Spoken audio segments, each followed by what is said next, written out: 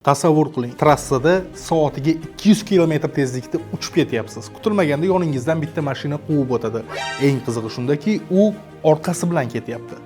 Bunaqasi o'zi bo'lishi mumkinmi? Like nayamang, hozir aytib beraman. Bu xorvatlarning elektr giperkari Rimac Nevera. Odatda mashinalarda orqa tezlik korobkadagi kichik tishli g'ildirak sababli 40-50 km/soatdan oshmaydi. Lekin Neverada an'anaviy korobka yo'q. Uning 4 ta mustaqil elektr motoriga qaysi tomonga aylanishning qizig'i yo'q. Ular oldinga ham, orqaga ham o'zidagi 1914 ta ot kuchini to'liq uzata oladi. Muhandislar undan shunchaki dasturiy cheklovni olib tashlashgan. Lekin bunday tezlikda orqaga yurish o'ta xavfli. Aerodinamika teskari ishlaydi. Rul boshqaruvi butunlay o'zgaradi. Salgina xato mashinani trassada parchalab tashlardi.